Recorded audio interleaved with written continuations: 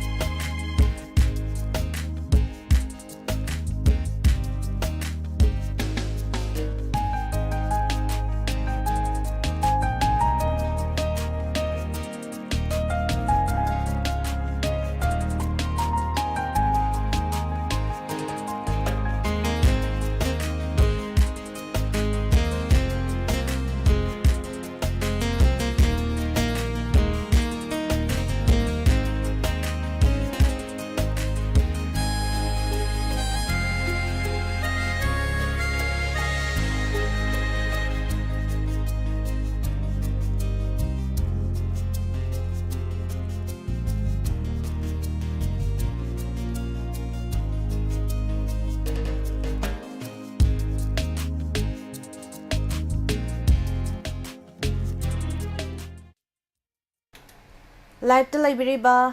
ꯁ꯭ꯅꯦꯗꯥ ꯁꯂꯥꯝ ꯄꯥꯔꯤ ꯏꯃꯣꯝ ꯏꯆꯦ ꯇꯔꯥꯝꯅ ꯑꯣꯛꯆꯔꯤ ꯗꯥꯏꯃꯟ ꯇꯤꯚꯤ ꯆꯦꯅꯦꯜꯒꯤ ꯃꯥꯏꯀꯩꯗꯒꯤ ꯃꯍꯦꯟꯗ꯭ꯔ ꯃꯩꯇꯩ ꯇꯔꯥꯝꯅ ꯑꯣꯛꯆꯔꯤ ꯑꯩ ꯆꯥꯠꯇ ꯏꯖꯔꯛꯀꯦ 7005707808 ꯍꯥꯏꯔꯤꯕ ꯅꯝꯕꯔ ꯑꯁꯤꯗ ꯀꯣꯜ ꯇꯧꯕꯤꯔꯛꯇꯨꯅ ꯑꯗꯣꯝꯒꯤ ꯑꯄꯥꯝꯕ ꯏꯁꯩ ꯈꯟꯕꯒꯤ ꯈꯨꯗꯣꯡꯆꯥꯕ ꯗꯥꯏꯃꯟ ꯇꯤꯚꯤ ꯆꯦꯅꯦꯜꯒꯤ ꯃꯥꯏꯀꯩꯗꯒꯤ ꯊꯝꯖꯔꯤ ꯑꯃꯨꯛꯇꯪ ꯍꯟꯅ ꯅꯤꯡꯁꯤꯡꯖꯒꯦ 7005707808 ꯕꯤꯗꯤꯠ ꯁꯤꯡꯍꯥ ꯇꯔꯥꯝꯅ ꯑꯣꯛꯆꯔꯤ ꯒꯨꯗ ꯑꯥꯐꯇꯔꯅꯨꯟ ꯏꯖꯔꯤꯕ ꯅꯝꯕꯔꯁꯤꯗ ꯀꯣꯜ ꯇꯧꯕꯤꯔꯛꯇꯨꯅ ꯑꯗꯣꯝꯒꯤ ꯑꯄꯥꯝꯕ ꯏꯁꯩ ꯈꯟꯕꯒꯤ ꯈꯨꯗꯣꯡꯆꯥꯕ ꯊꯝꯖꯔꯤ ꯉꯁꯤꯒꯤ ꯑꯍꯥꯟꯕ ꯀꯣꯂꯔ ꯀꯅꯥꯅꯣ ꯍꯥꯏꯕꯗꯨ ꯌꯦꯡꯃꯤꯟꯅꯁꯤ ꯍꯜꯂꯣ ꯍꯜꯂꯣ ꯍꯜꯂꯣ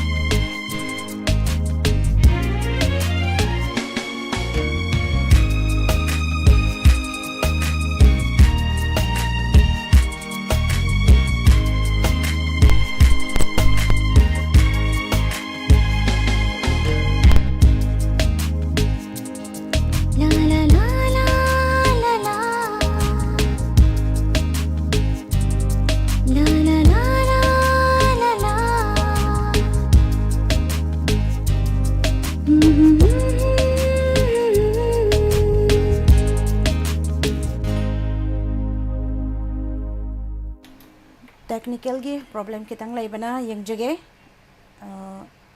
ꯏꯁꯩ ꯑꯃ ꯈꯨꯗꯣꯜ ꯇꯝꯖꯒꯦ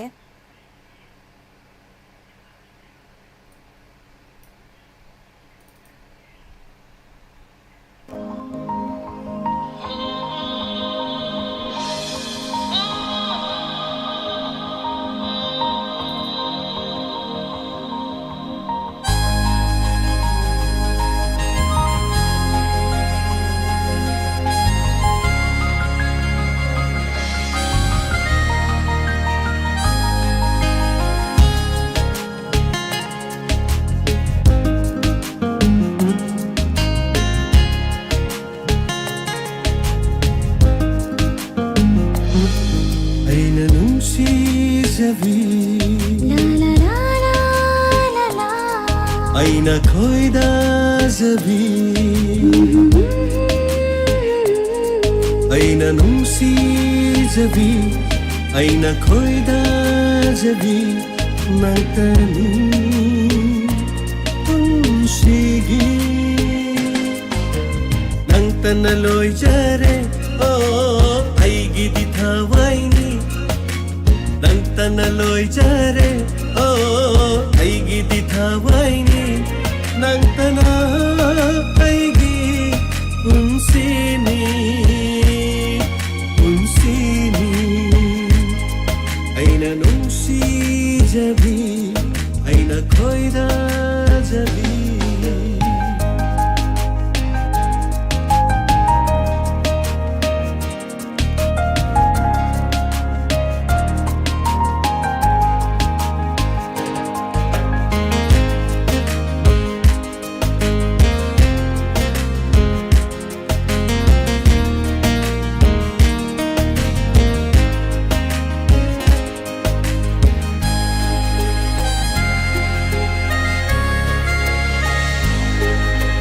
ꯅꯨꯡꯁꯤꯕꯤ ꯃꯥꯏꯊꯣꯡ ꯌꯦꯡꯂ ꯌꯦꯡꯂꯒ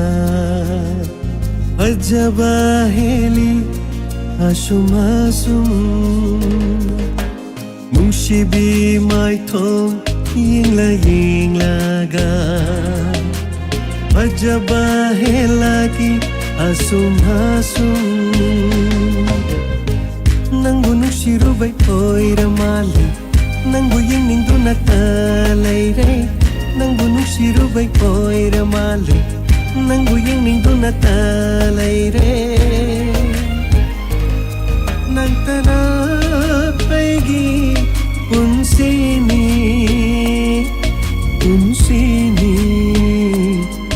ꯄꯨꯟꯁꯤꯅꯤ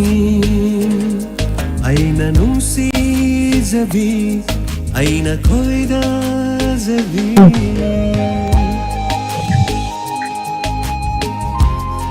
Apa?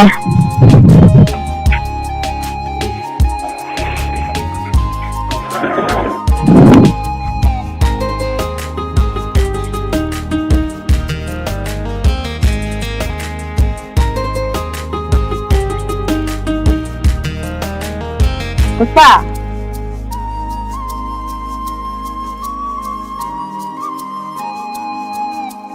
Karamba misum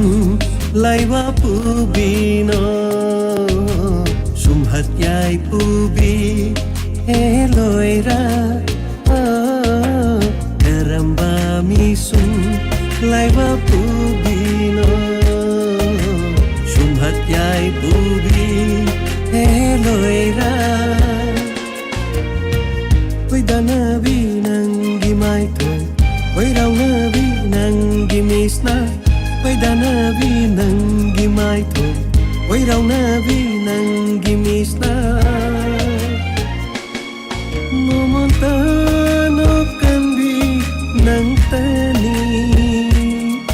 Nangtani Nangtani Aina nungsijabi Aina khoidajabi Aina nungsijabi Aina nungsijabi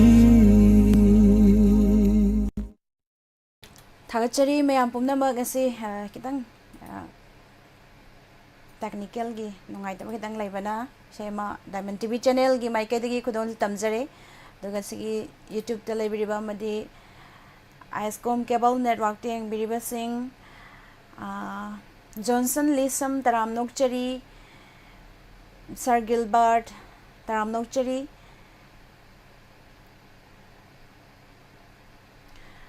Nauna changbirak pa iche Ranjana Hijam Taram Nokchari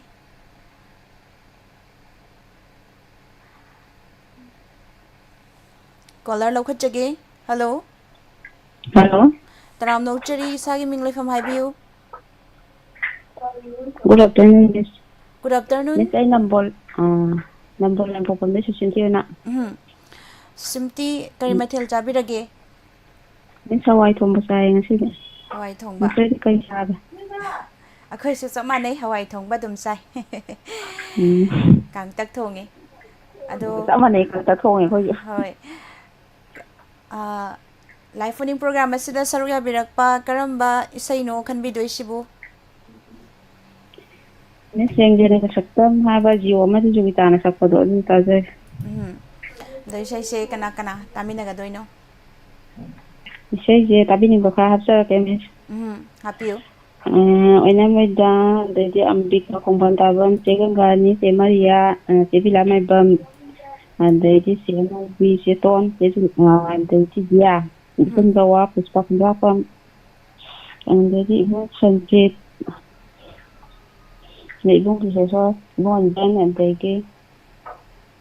ni sanjit di ke tau ja ge sai hoi thagachari isai kudol tamjage mayam puna taminasi Geomadi Jogitani puna sangminarbe isai yengjaningba saktam kudol tamjage mayam puna taminasi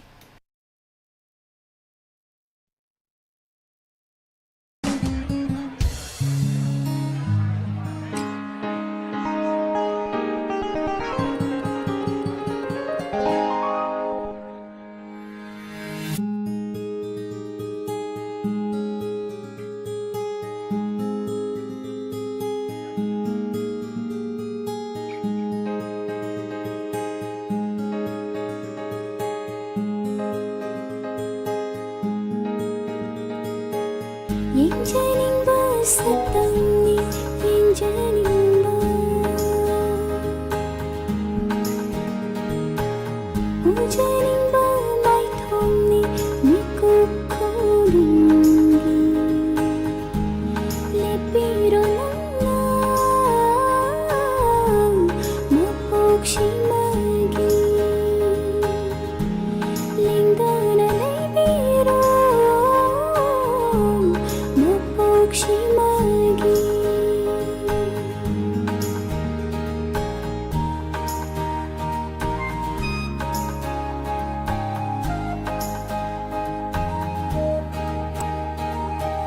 Yenjaningba saktamni yenjaningba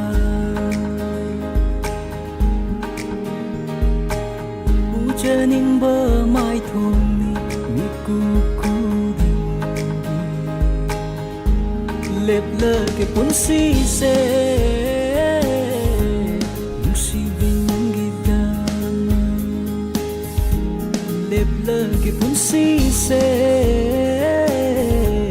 nungsibin ng gidama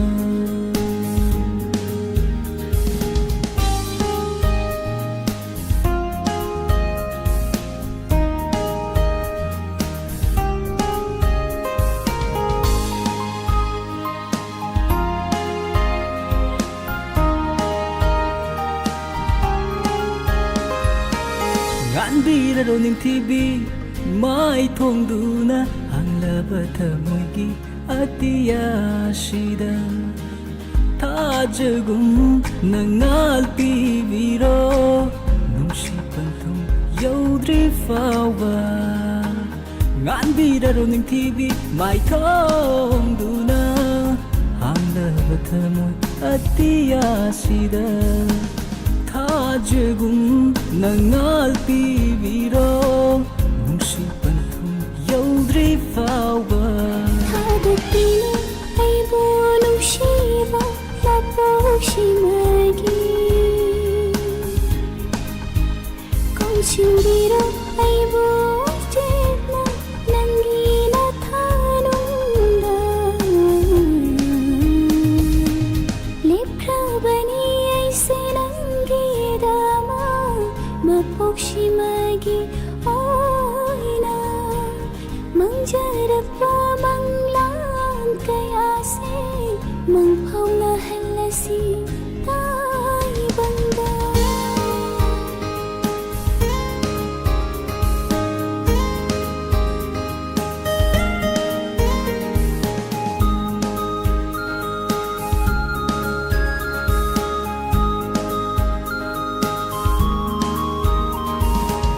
Jat nasipan thong do yaw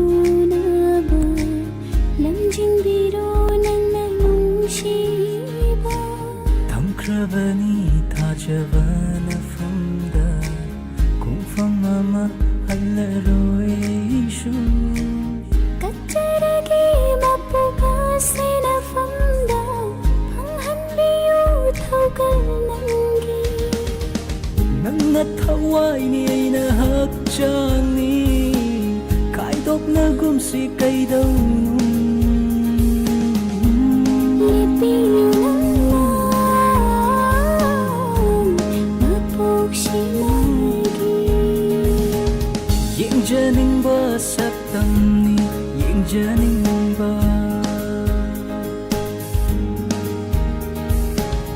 ꯎꯖꯅꯤꯡꯕ ꯃꯥꯏꯊꯣꯡꯅꯤ ꯃꯤꯀꯨꯞ ꯈꯨꯗꯤꯡꯒꯤ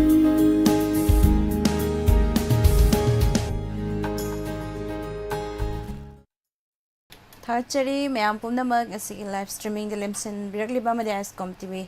cable ꯅꯦꯠꯋꯥꯔꯛꯇ ꯌꯦꯡꯕꯤꯔꯤꯕꯁꯤꯡ ꯍꯥꯏꯅꯤꯡꯉꯥꯏ ꯂꯩꯇꯅ ꯊꯥꯒꯠꯄ ꯐꯣꯡꯗꯣꯛꯆꯔꯤ ꯄꯨꯖꯥ ꯇꯔꯥꯝꯅꯣꯛꯆꯔꯤ ꯕꯣꯔꯤꯁ ꯀꯨꯟꯗ꯭ꯔꯥꯛꯐꯝ ꯎꯂꯦꯟ ꯌꯥꯝꯕꯦꯝ ꯇꯔꯥꯝꯅꯣꯛꯆꯔꯤ diamond ꯇꯤꯚꯤꯗ ꯆꯪꯕꯤꯔꯛꯄ guitar Devi ꯇꯔꯥꯝꯅꯣꯛꯆꯔꯤ ꯑꯩꯈꯣꯏꯒꯤ ꯂꯩꯖꯔꯤꯕ number 7005-707-808 ꯍꯥꯏꯔꯤꯕ ꯅꯝꯕꯔ ꯑꯁꯤꯗ ꯀꯣꯜ ꯇꯧꯕꯤꯔꯛꯇꯨꯅ ꯑꯗꯣꯝꯒꯤ ꯑꯄꯥꯝꯕ ꯏꯁꯩ ꯈꯟꯕꯒꯤ ꯈꯨꯗꯣꯡꯆꯥꯕ ꯊꯝꯖꯔꯤ ꯃꯊꯪꯒꯤ ꯀꯣꯂꯔꯁꯤ ꯀꯅꯥꯅꯣ ꯍꯥꯏꯕꯗꯨ ꯌꯦꯡꯃꯤꯟꯅꯁꯤ ꯍꯜꯂꯣ Hello. ꯍꯜꯂꯣ ꯇꯔꯥꯝꯅꯣꯛꯆꯔꯤ good afternoon Miss Pusara Misaka Tukak Tawzelo Tagari. ꯑꯗꯣ ꯑꯍꯥꯟꯕꯗ ꯏꯁꯥꯒꯤ ꯃꯤꯡ ꯂꯩꯐꯝ ꯑꯃꯨꯛꯇꯪ ꯍꯥꯏꯕꯤꯌꯨ Mingay Samananda. ꯏꯕꯨꯡ ꯁꯣꯃꯥꯅꯟꯗ ꯀꯔꯤ ꯃꯊꯦꯜ ꯆꯥꯕꯤꯈ꯭ꯔꯒꯦ Missi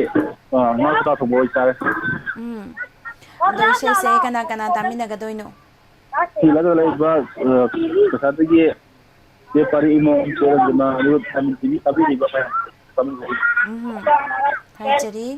ꯑꯗꯩ ꯏꯁꯩꯁꯦ ꯃꯇꯦꯛ ꯑꯃ ꯈꯨꯗꯣꯜ ꯇꯝꯕꯒꯤ ꯈꯨꯗꯣꯡꯆꯥꯕꯗꯤ ꯂꯩꯒꯗ꯭ꯔꯣ Sige Pari Pamat Pangi and Yafaitagi.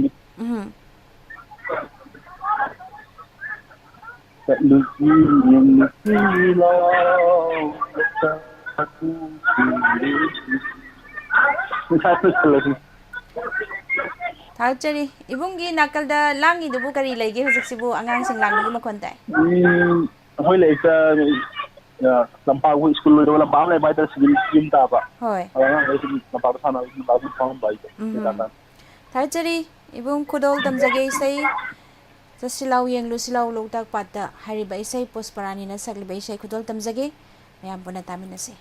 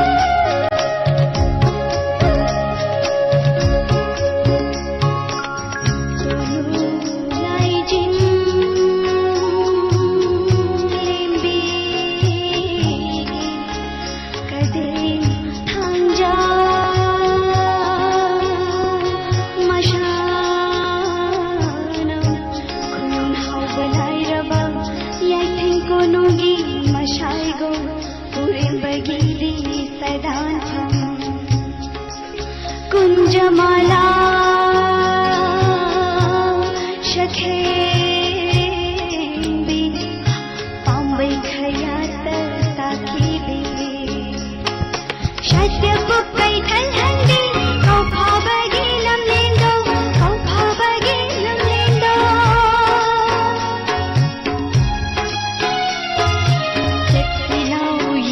Sheila रुका पाटोये रुशी चत्तिलाओ यिंगु शीला रुका पाटोये रुशी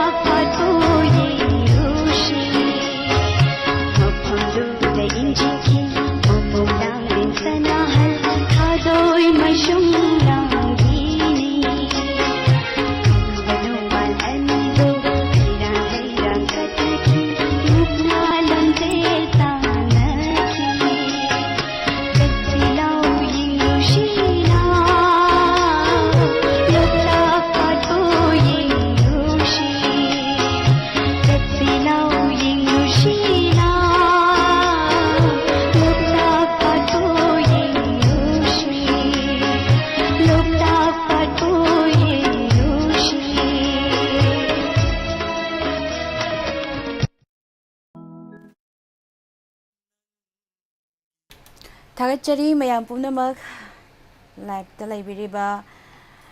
Tomthin Angomcha Taramnokchari ibung Samananda Okram Sinauna Sangbiraglibasing Taramnokchari Mathangi caller lokhachage Hello Hello. Taramnokchari isagi ming laifam haibiyu Good afternoon, Miss. I Sophia Sharma Bashishpati Mayum. Mamole Kaidagi. Hoy Isa im the Kanjagi Miss. Akogi Aragona Amarjit Lorembam Nasakpa Luishin Berna Joba Haibu Shado. Hoy Adum Binsazag. Hoy ado Sophia se kari de yenge Miss I can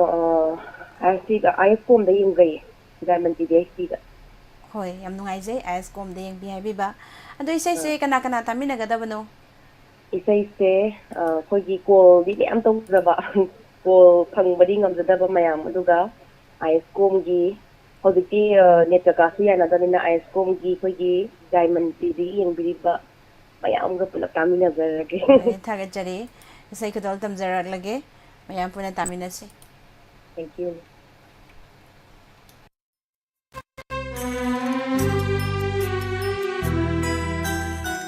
ꯅꯨꯡꯁꯤꯕ ꯍꯨꯅꯤ ꯅꯨꯡꯁꯤꯕ ꯍꯨꯅꯤ ꯑꯩꯅ ꯍꯥꯟꯅ ꯈꯪꯂꯝꯂꯕ ꯀꯔꯤꯒꯤ ꯑꯁꯨꯛ ꯈꯣꯏꯗꯥꯔꯨꯅꯤ ꯍꯥꯏꯐꯝ ꯈꯪꯗ ꯇꯝꯐꯝ ꯈꯪꯗ ꯀꯔꯤꯒꯤ ꯋꯥꯅ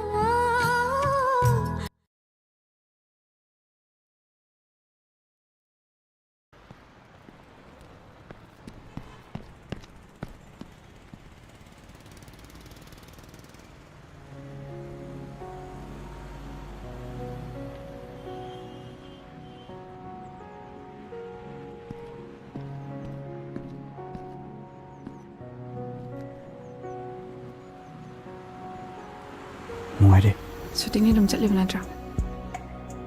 ꯅꯪ ꯈꯪꯉꯤꯗꯨꯗꯤ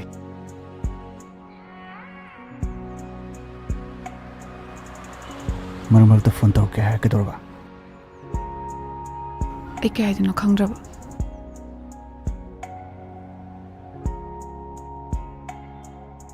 ꯐꯔꯦ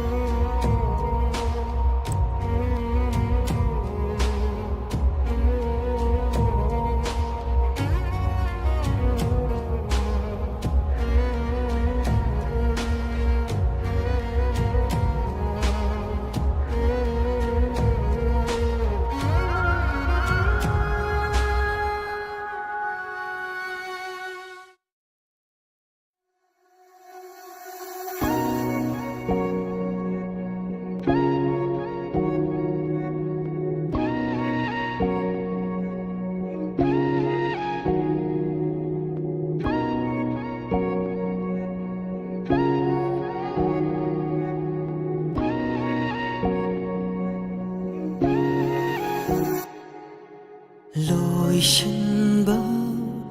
ꯅꯥꯏꯗ꯭ꯔꯕ ꯋꯥꯔꯤꯅꯤ ꯋꯥꯔꯣꯏꯁꯤꯟꯒꯤ ꯂꯩꯗꯨꯃꯗꯤ ꯆꯤꯡꯕꯤꯔꯝꯃꯨ ꯄꯨꯟꯁꯤꯒꯤ ꯇꯥꯡꯀꯛ ꯀꯌꯥꯗ ꯀꯌꯥꯔꯛ ꯀꯥꯏꯅꯔꯒ ꯂꯣꯏꯈ꯭ꯔꯅꯤ ꯅꯛꯎꯅ ꯂꯥꯝꯕ ꯐꯪꯍꯟꯗꯦ ꯁꯥꯒꯠꯂꯝꯕ ꯋꯥꯔꯤꯁꯨ ꯅꯍꯥꯛꯅꯅꯤ ꯂꯣꯏꯁꯤꯟꯕ ꯅꯥꯏꯗ꯭ꯔꯕ 와리니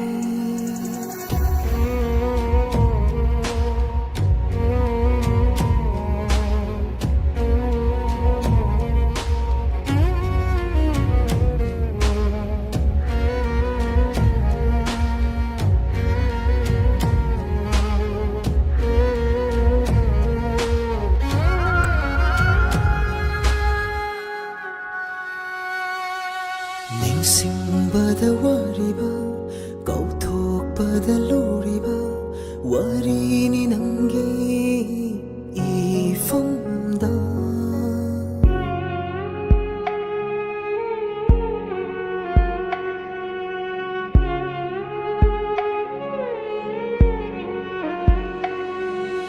ꯄꯨꯟꯁꯤ ꯂꯝꯕꯤꯗ ꯆꯤꯡꯅꯕ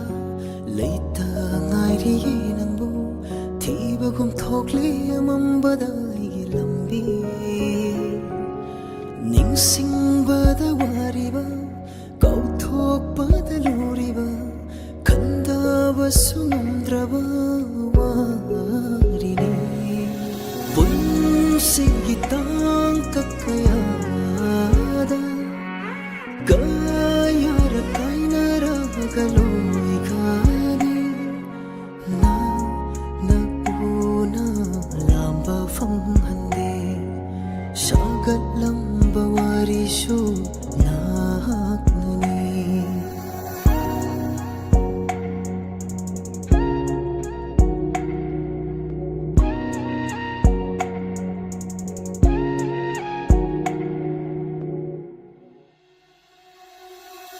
ꯅꯨꯡꯁꯤ ꯆꯥꯡꯌꯦꯡ ꯁꯔꯨꯛ ꯌꯥꯕꯗ ꯑꯩꯈꯣꯏꯅ ꯃꯥꯏꯊꯤꯔꯕ ꯅꯨꯡꯁꯤꯕꯅꯤ ꯃꯥꯏꯊꯣꯡꯗ ꯇꯥꯕ ꯌꯥꯗꯕ ꯃꯃꯤꯗꯤ ꯃꯃꯤ ꯁꯥꯝꯍꯟꯈ꯭ꯔꯣ ꯊꯃꯣꯏꯗ ꯑꯣꯠꯂꯅꯨ ꯂꯦꯞꯂꯤꯕ ꯈꯣꯡꯐꯝꯗꯣ ꯄꯥꯝꯖꯕ ꯂꯩꯃꯥꯏꯗ ꯆꯣꯛꯊꯕ ꯃꯤꯀꯨꯞ ꯃꯥꯜꯂꯛꯇꯕ ꯑꯣꯏꯌꯣ ꯄꯨꯟꯁꯤꯒꯤ ꯇꯥꯡꯀꯛ ꯀꯌꯥꯗ ꯀꯌꯥꯔ ꯀꯥꯏꯅꯔꯒ ꯂꯣꯏꯈ꯭ꯔꯅꯤ ꯅꯛꯎꯅ ꯂꯥꯝꯕ ꯐꯪꯍꯟꯗꯦ ꯁꯥꯒꯠꯂꯝꯕ ꯋꯥꯔꯤꯁꯨ ꯅꯍꯥꯛꯅꯅꯤ ꯂꯣꯏꯁꯤꯟꯕ ꯅꯥꯏꯗ꯭ꯔꯕ ꯋꯥꯔꯤꯅꯤ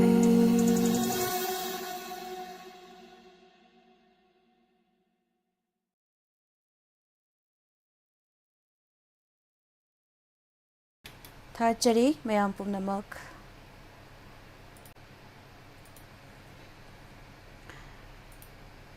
ꯂꯩꯕꯤꯔꯤꯕ ꯁꯩꯇ꯭ꯌꯔꯥꯖ ꯇꯔꯥꯝ ꯅꯧꯆꯔꯤ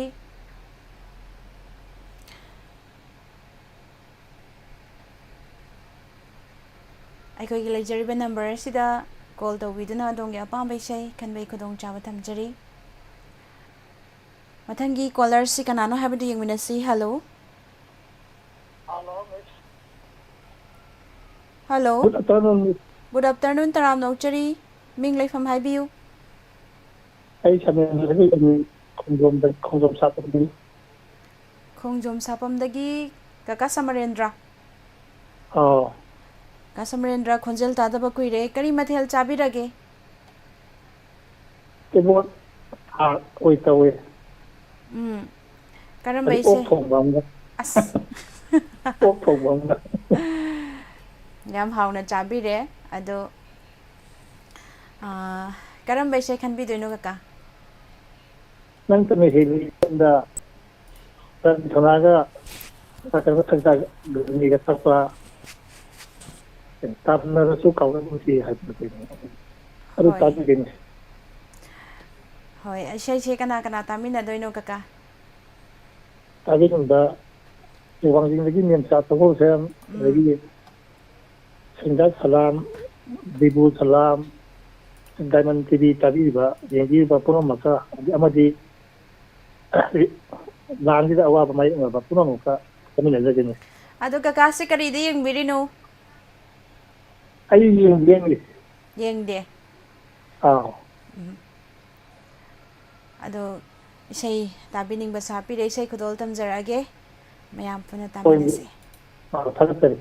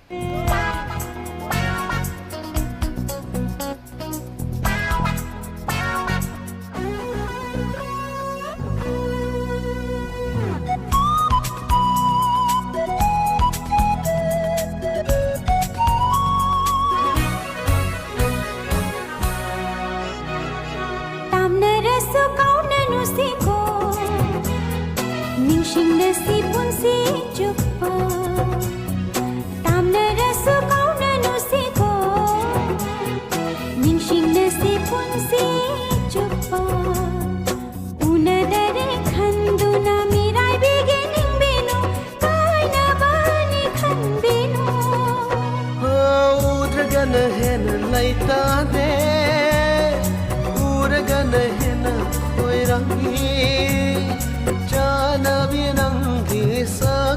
से पूदुना चले थमोय नुंगदा पूदुना चले थमोय नुंगदा नंतन हेली नंतन हेली नंतन हेली नुशिवा नंदन हेली नंदन हेली नंदन हेली नुशिवा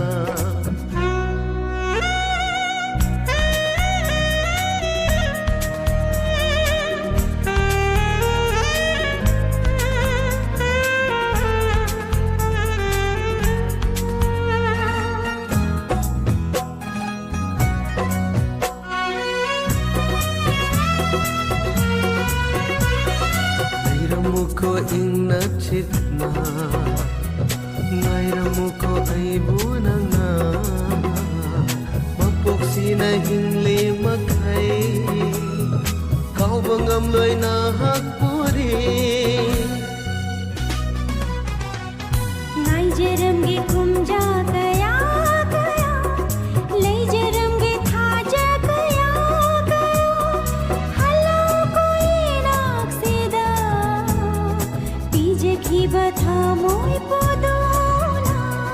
Nangtana heli nangtana heli nangtana heli nung siba नंतन हेली नंतन हेली नंतन हेली नुशिवा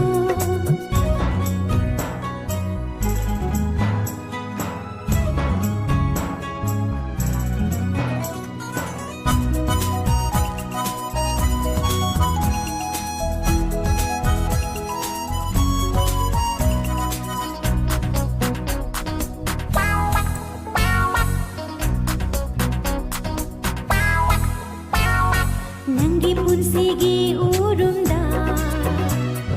पुंसिया से हिंजगे नंग से आएगी थावाई नी थावाई नंग से आएगी ताइबंग नी ताइबंग Pamel hoina lengdana aina leble nangina naksida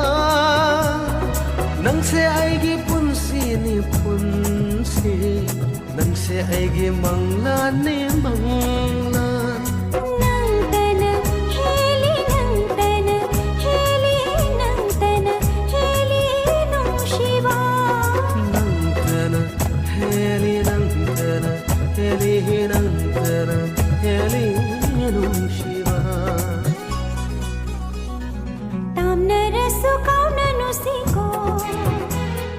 निशिंगसी पुंसी चुप्पा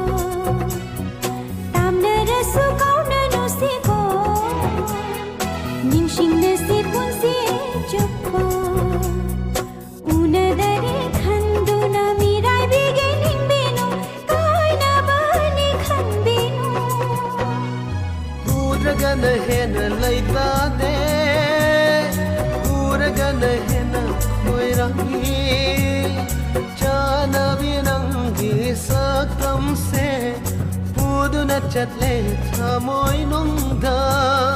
Puduna chatle thamoy nungda नंतन हेली नंतन हेली नंतन हेली नुशिवा Nangdana heli nangdana heli nangdana heli nung shiva नंतन हेली नंतन हेली नंतन हेली नुशिवा थारचरी मैं पुनमक से याम फजा फजबा मैम अमा ताबिरी दुगा इबुंग सगाकम अंजन तराम नोकचरी डायमंड टीवी चैनल गे माइकैदगी ललिता तराम नोकचरी मथंगी कॉलर से कनानो हाबदु यमिनसी हेलो हेलो मिस इसे इंचा खंजगे करम इसे खनबीदोइनो अहानबदा मिंग खोंगुन लेफम हाबियो लंगी नागुइना सकवा संजिंग लागी लैमांग दा हाबिदु तारेबे नेनेगी ताबी नि बखरा आपचगे हाबियो Sorokhaibam Indoncha Indira. Adagi inang nupi Taruni. Imong nupi Omita. Adagi Salam Sanjit. Samrendai kudam ekoi karaja laita layo mayam bataja rabi. Hoi, tagachari. Nene, kay mathil chabi krage ngasi sibo. Thamgre, tagachari isai kudol tamjage, mayam puna taminasi.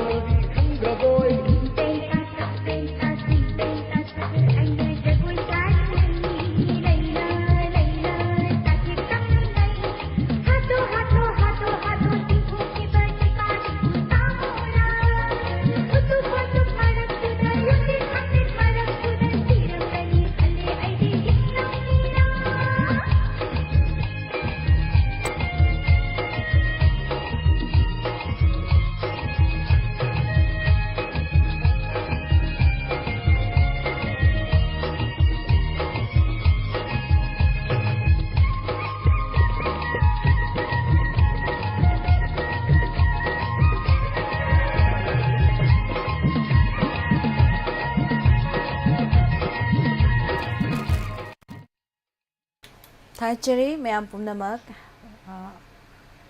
ꯂꯥꯏꯚꯇ ꯂꯩꯕꯤꯔꯤꯕꯁꯤꯡ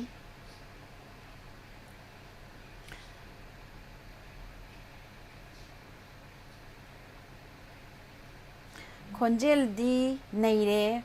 ꯑꯗꯨꯒ ꯏꯌꯔꯗ꯭ꯔꯝ ꯀꯥꯏꯒꯦ ꯇꯧꯏ ꯍꯧꯖꯤꯛꯀꯤꯗꯨꯗꯤ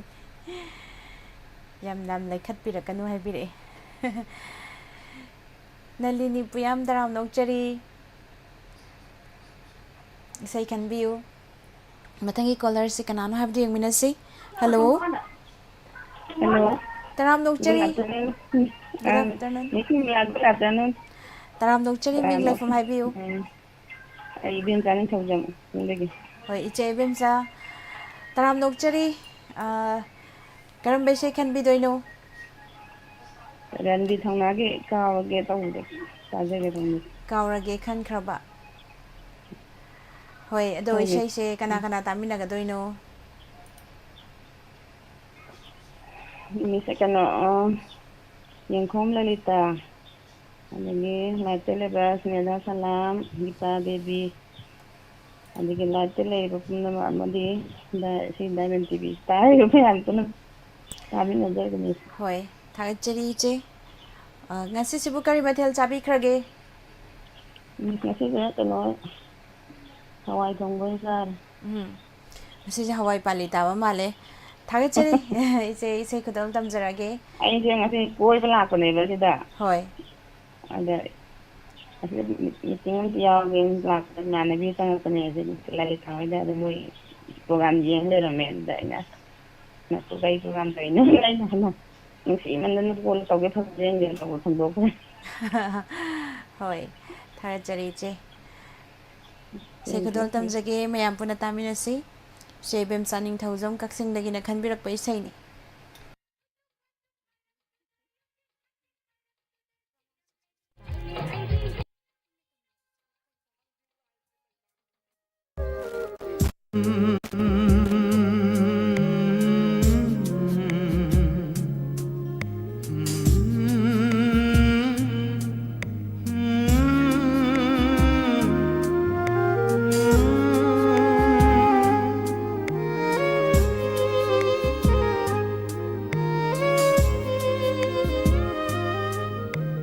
kaurage khankraba kaurage khankraba aige punshida nikshinlaroi khankraba nangi ware kaurage khankraba aige punshida nikshinlaroi khankraba nangi ware kauba ngamdana leiri ngasisu kauba ngamdana leiri ngasisu kauba ngamdana punshishina punshishina kaurage khankraba aige punshida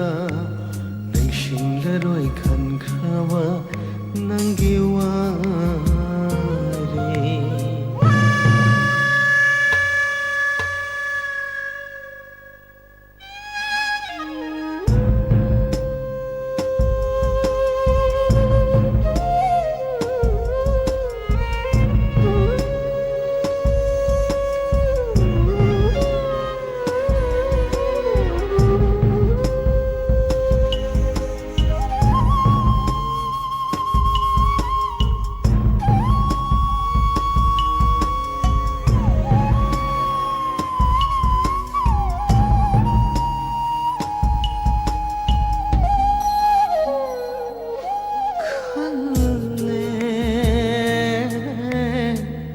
kaplaroi nangi damakta liraroi kanada shunung sheware khalle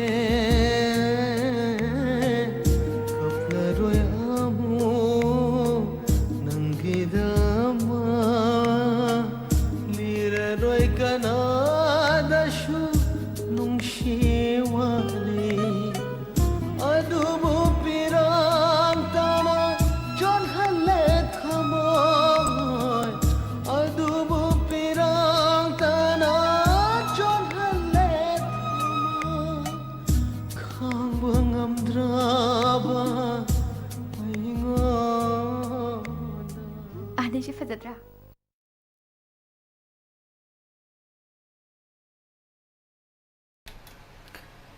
ꯊꯥꯒꯠꯆꯔꯤ ꯁꯤꯒꯤ ꯃꯇꯝꯅ ꯀꯅꯥꯕꯨꯁꯨ ꯍꯥꯏꯕꯤꯗꯦ ꯑꯗꯨꯅ ꯔꯣꯕꯤ ꯇꯔꯥꯝ ꯅꯧꯆꯔꯤ ꯏꯆꯦ ꯄꯥꯔꯤ ꯃꯣꯃꯨꯛꯕꯥꯡ ꯁꯤꯒꯤ ꯑꯔꯣꯏꯕ ꯏꯁꯩ ꯑꯃ ꯂꯧꯈꯠꯆꯔꯒ ꯑꯩꯒꯤ ꯁꯥꯏꯠꯇꯒꯤ ꯏꯁꯩ ꯑꯃ ꯈꯨꯗꯣꯜ ꯇꯝꯖꯒꯦ ꯑꯗꯨꯒ ꯏꯁꯩ ꯃꯇꯦꯛ ꯑꯃꯇꯪ ꯈꯨꯗꯣꯜ ꯇꯝꯖꯔꯒ ꯊꯧꯔꯝꯁꯤ ꯂꯣꯏꯁꯤꯟꯖꯒꯦ ꯁꯤꯒꯤ ꯑꯔꯣꯏꯕ ꯀꯣꯂꯔꯁꯤ ꯂꯥꯏꯕꯛ ꯐꯕ ꯀꯅꯥꯅꯣ ꯍꯥꯏꯕꯗꯨ ꯌꯦꯡꯃꯤꯟꯅꯁꯤ ꯏꯗꯤꯁꯟ ꯁꯔꯥꯡꯊꯦꯝ ꯇꯔꯥꯝ ꯅꯧꯆꯔꯤ hello Hello, good afternoon, ma'am. Good afternoon ꯇꯔꯥꯝ ꯅꯧꯆꯔꯤ ꯏꯁꯥꯒꯤ ꯃꯤꯡ ꯂꯩꯐꯝ ꯍꯥꯏꯕꯤꯌꯨ Ma'am ꯇꯧꯖꯔꯤꯕ ꯄꯥꯡꯊꯛꯐꯝ ꯂꯩꯀꯥꯏꯗꯤ ꯑꯣꯃꯤꯇꯥꯟ ꯑꯣꯃꯤꯇꯥꯁꯤ ꯀꯔꯤꯗ ꯌꯦꯡꯉꯤꯅꯣ ꯑꯥꯏꯁꯀꯣꯝꯗ ꯌꯦꯡꯖꯕꯅꯦ ꯍꯣꯏ ꯌꯥꯝ ꯅꯨꯡꯉꯥꯏꯖꯩ ꯑꯦꯁꯀꯣꯝꯗ ꯌꯦꯡꯕꯤ ꯍꯥꯏꯕꯤꯕ ꯑꯗꯣ ꯀꯔꯝꯕ ꯏꯁꯩ ꯈꯟꯕꯤꯗꯣꯏꯅꯣ ꯃꯦꯝ ꯀꯩꯅꯣ ꯍꯥꯏꯅꯕꯗꯣ ꯆꯨꯝꯂꯦ ꯐꯤꯂꯝꯒꯤ ꯔꯥꯁ ꯂꯥꯡꯕꯝꯒ ꯄꯨꯁꯄꯥꯔꯥꯅꯤꯒ ꯁꯛꯄꯗꯣ ꯇꯥꯖꯒꯦ ꯌꯥꯝ ꯐꯖꯕ ꯌꯥꯝ ꯂꯥꯡꯕ ꯏꯁꯩꯅꯤ ꯑꯗꯣ ꯏꯁꯩꯁꯦ ꯀꯅꯥ ꯀꯅꯥ ꯇꯥꯃꯤꯟꯅꯒꯗꯕꯅꯣ ꯉꯁꯤꯒꯤ ꯑꯔꯣꯏꯕ ꯀꯣꯂꯔꯅꯤ ꯏꯁꯩꯁꯦ ꯑꯩꯈꯣꯏ ꯇꯤꯚꯤ ꯃꯃꯥꯡꯗ ꯃꯌꯥꯝ ꯑꯃꯁꯨ ꯌꯦꯡꯉꯦ ꯃꯌꯥꯝꯁꯤ ꯂꯣꯏ ꯈꯔ ꯍꯥꯞꯆꯔꯛꯑꯒꯦꯀꯣ ꯈꯣꯡꯖꯣꯝ ꯂꯥꯡꯉꯊꯦꯟꯗꯒꯤ ꯅꯦꯅꯦ ꯄꯤꯁꯛ ꯁꯒꯣꯃꯥꯡꯗꯒꯤ ꯍꯦꯝꯕ ꯑꯕꯦꯝ ꯏꯃꯥ ꯕꯥꯕꯨꯅꯤ ꯕꯕꯥ ꯅꯤꯡꯊꯦꯝꯖꯥꯎ ꯏꯆꯦ ꯄꯦꯅꯥꯎ ꯏꯆꯦ ꯇꯨꯝꯕꯤꯅꯧ ꯑꯗꯨꯒ ꯂꯥꯏꯐ ꯁꯦꯠꯇ ꯂꯩꯔꯤꯕ ꯃꯌꯥꯝ ꯗꯥꯏꯃꯟ ꯌꯦꯡꯕꯤꯔꯤꯕ ꯇꯥꯕꯤꯔꯤꯕ ꯄꯨꯝꯅꯃꯛꯀ ꯇꯥꯖꯔꯒꯦ ꯊꯥꯒꯠꯆꯔꯤ ꯏꯁꯩ ꯈꯨꯗꯣꯜ ꯇꯝꯖꯒꯦ ꯉꯁꯤꯒꯤ ꯑꯔꯣꯏꯕ ꯀꯣꯂꯔꯅꯤ ꯃꯌꯥꯝ ꯄꯨꯟꯅ ꯊꯦꯡꯛ ꯇꯥꯃꯤꯟꯅꯁꯤ ꯌꯨ ꯋꯦꯜꯀꯝ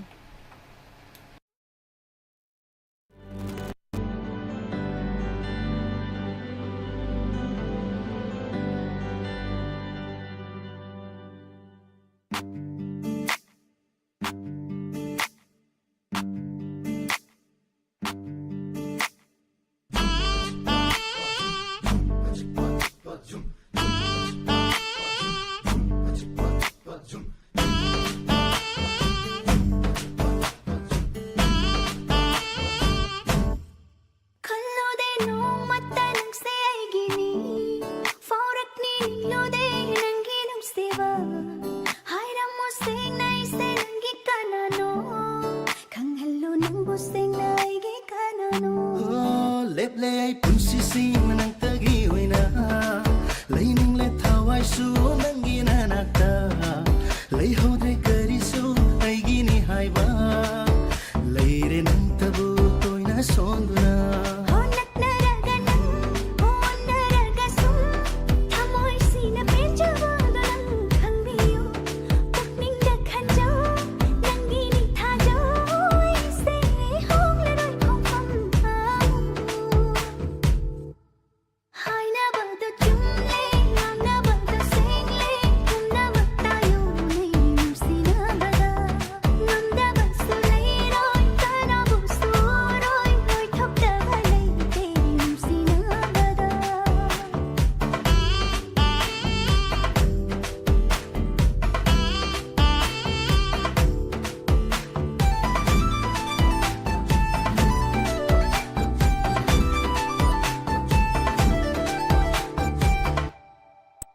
ꯍꯧꯕ ꯂꯣꯏꯕ ꯅꯥꯏꯗꯕ ꯄꯦꯟꯕ ꯀꯧꯕ ꯂꯩꯇꯕ ꯁꯣꯟꯕ ꯇꯅ ꯋꯥꯠꯂꯕ ꯅꯒꯨꯟꯅꯤ ꯑꯩꯅ ꯍꯥꯏꯕ ꯉꯝꯗꯕ ꯑꯩꯅ ꯎꯕ ꯐꯪꯗꯕ ꯋꯥꯍꯪ ꯆꯥꯝꯃ ꯍꯪꯕ ꯅꯪꯒꯤ ꯅꯇꯧꯅꯤ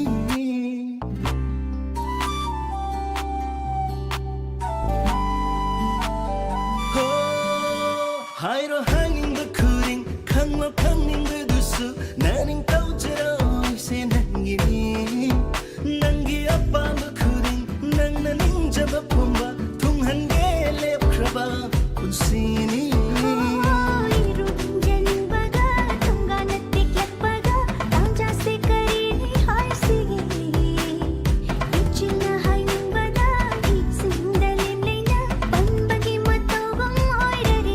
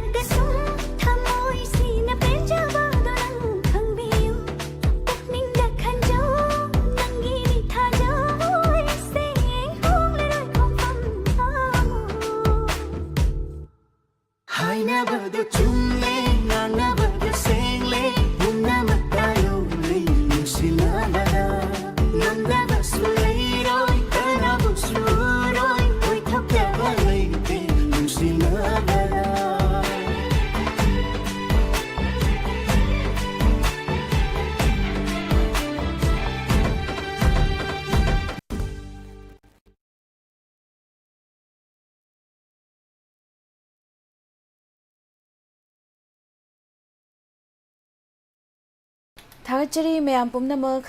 एडिसन सरंग टेम नुमित खुदिंगी अखोई थौरम अदुम तौजै पुंग अहुमदगिना पुंग मरी फावबा अयुक पुंग तरादगी अदुम मथंग चथाजरकपदुना पुंग अहुम मरी फावबा अदुम चथाजै मरकता पुंगनिंग वारोल न्यूज़पेपर रीडिंग मतम गी वाफम अमदी entertainment programme live chat live phone in programme थौरम असि अदुम थमजै थागचरी मैम पुमनमक कंगलै मीडिया तराम नौचरी स्ट्रीमिंग असिदगी कंगलै मीडिया सु तौरक्लनी हैबिरकपा थागचरी मयामदा खंगहनबिरकपा Ramendra Singh तराम नौचरी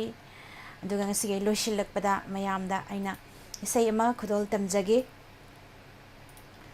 mayam puna taminasi soikiba lankiba kaya yawrasu tabiriba singna ngakpigani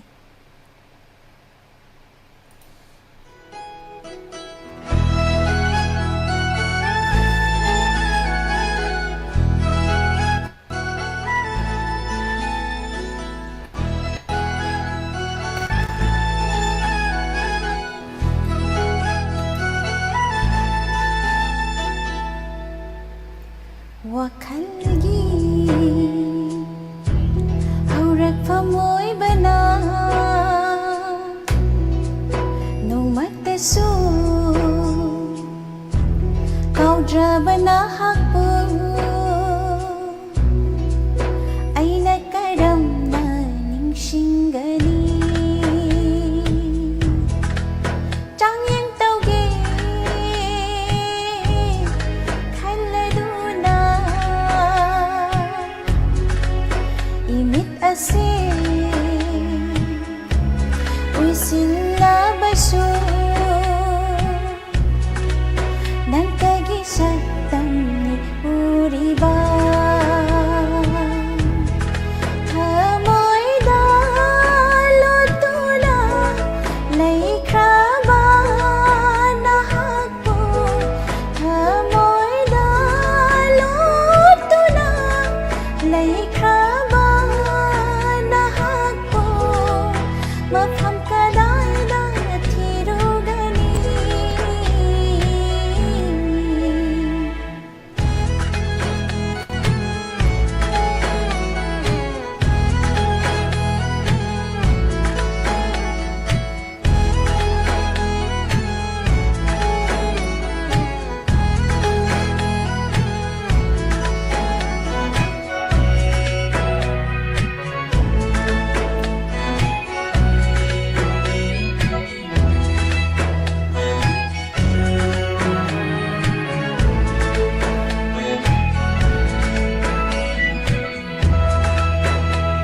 tagu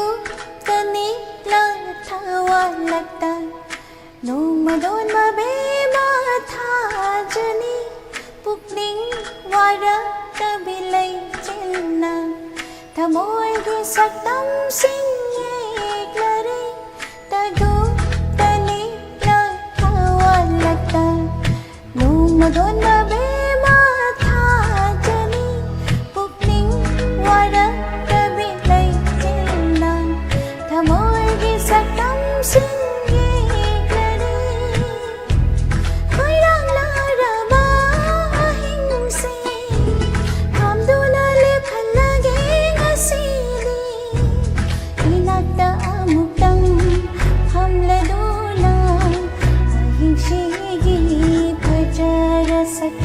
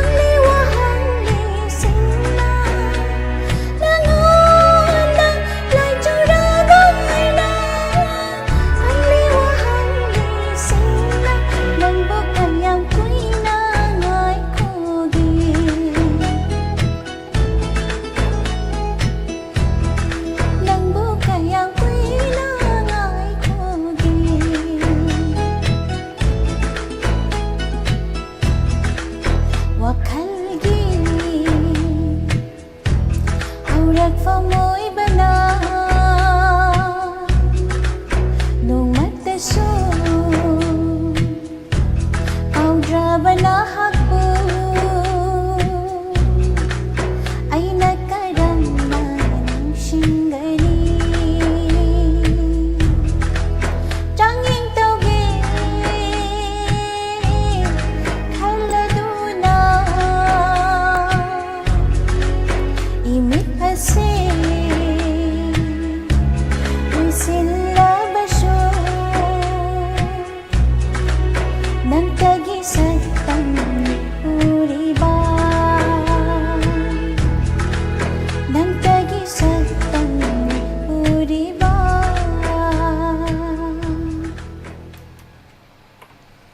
ꯊꯥꯒꯠꯆꯔꯤ ꯃꯌꯥꯝ ꯄꯨꯝꯅꯃꯛ ꯃꯌꯥꯝꯗ ꯑꯩꯅ ꯗꯦꯗꯤꯀꯦꯠ ꯇꯧꯖꯕ ꯏꯁꯩ ꯉꯁꯤꯒꯤ ꯊꯧꯔꯝ ꯑꯁꯤꯒꯤ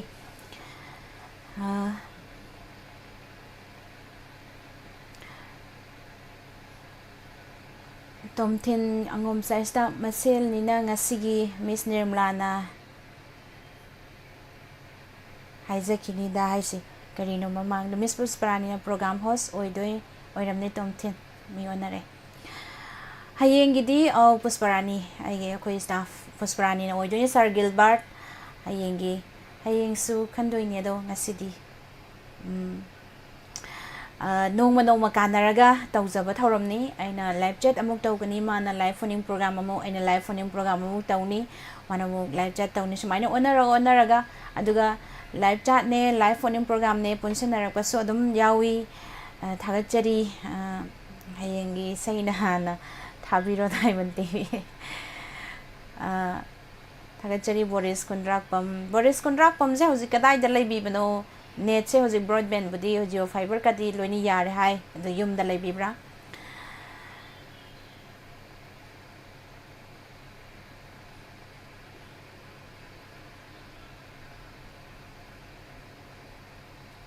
ꯊꯥꯒꯠꯆꯔꯤ ꯏꯗꯤꯁꯝ ꯁꯔꯥꯡꯊꯦꯝ ꯊꯥꯒꯠꯄꯤꯔꯛꯄ ꯅꯨꯡꯁꯤꯕꯤꯗꯨꯅ ꯁꯩꯇꯔꯥꯖ